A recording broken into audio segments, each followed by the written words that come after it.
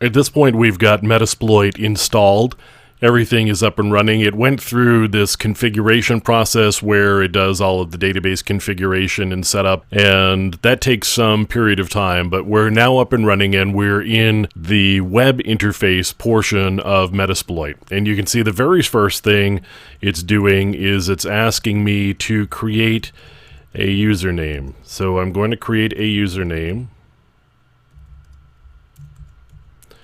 And I'm going to just give it my personal information.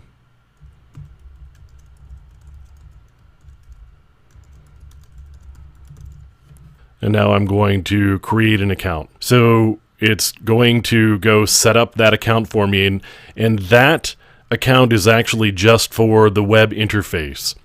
And actually it's asking me to activate your Metasploit license. And that really also is just for the web interface.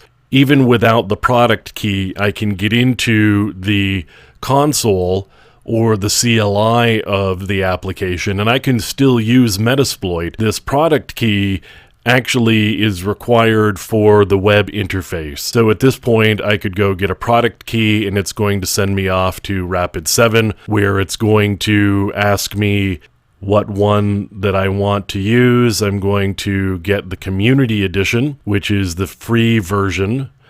And so it's filled in some information for me. I am going to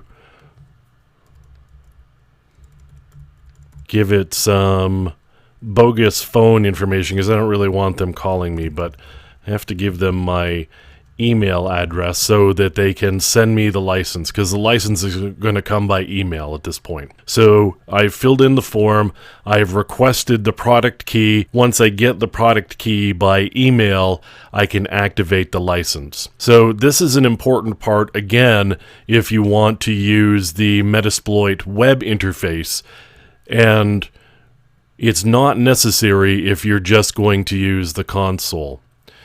So at this point, I've actually got some workspaces here that I've created for demonstration purposes inside the console, and you can see how the web interface works. We get all of the pull downs here. I can do things like adding hosts to my workspaces or my projects. I can take a look at the vulnerabilities that are there and the captured data. So when I get to the point that I have exploited vulnerable systems, I may be pulling down user information or some other types of details, and that would get stored under captured data. You can see the tasks and the sessions, and there's some other capabilities that Metasploit has here. But this is really just the basics of the web interface, and again, I can still use the console without actually activating this product key, which I really need to effectively use the web interface.